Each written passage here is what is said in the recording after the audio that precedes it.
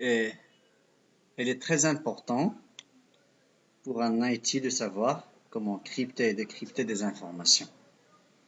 Car il est très probable qu'un administrateur qui doit assurer la confidentialité des données, de maîtriser ces différentes méthodes de cryptographie. Donc, dans un premier temps, on fera une vue d'ensemble rapide sur les deux modes de cryptographie.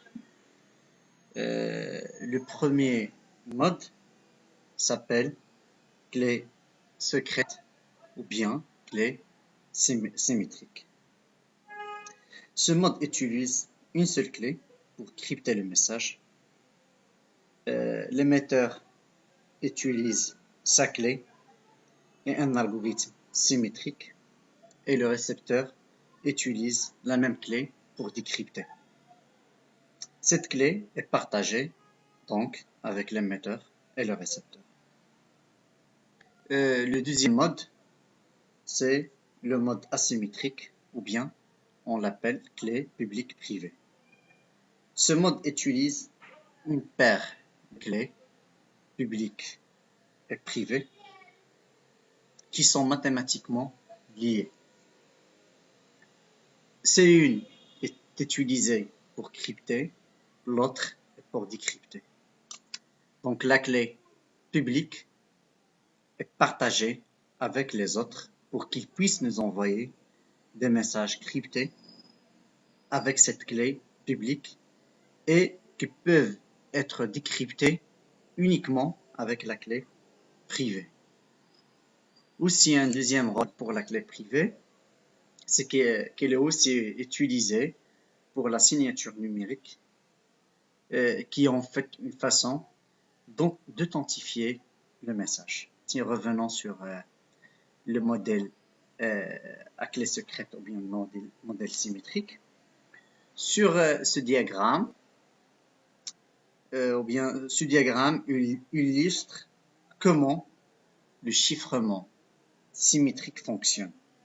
Sur la gauche, on a un texte en clair en entrée et après, on utilise un algorithme de cryptage de chiffrement symétrique. On a parmi les algorithmes de cryptage, de chiffrement symétrique, on a le DES qui signifie qu'une abréviation de Digital Encryption Standard. Cet algorithme a été utilisé par USA Government, le gouvernement USA, au milieu des années 70 jusqu'à 2001. Elle a été remplacée après par l'Advanced Encryption Standard, qui est le AES. Donc, on a dit que le texte en clair,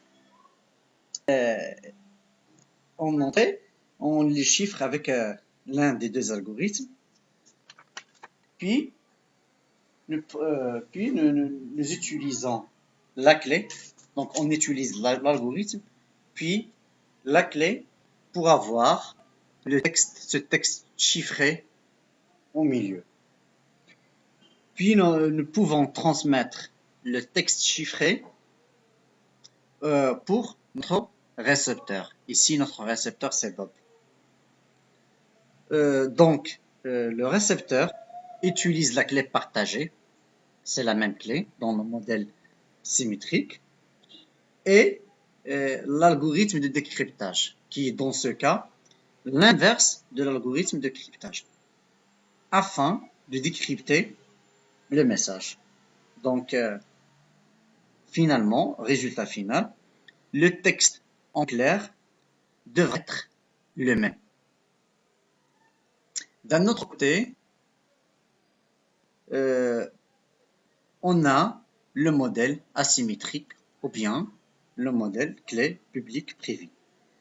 Dans ce cas, nous avons une clé publique et une clé privée. La clé publique, la clé privée est nommée privée car elle doit être secrète.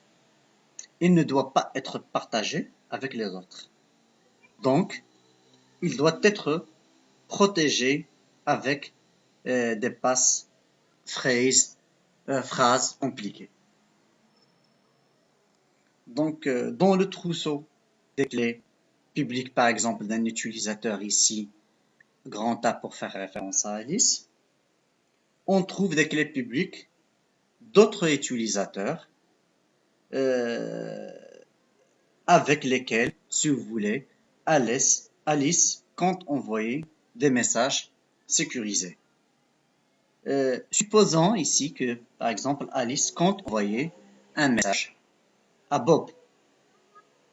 Donc, Alice utilise la clé publique de Bob avec un algorithme de cryptage. Donc, l'algorithme, on a le RSA pour crypter un texte clair. Donc, ce texte chiffré est envoyé à Bob et, si vous voulez,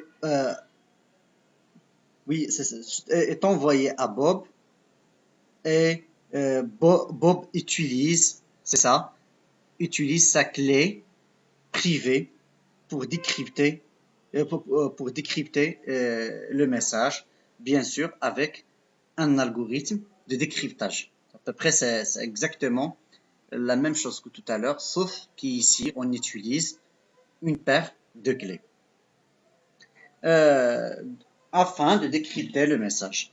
Et uniquement ici, Bob peut décrypter le message en utilisant sa clé privée. Donc, si la clé publique de Bob a été utilisée pour crypter le message, uniquement sa clé privée peut le décrypter.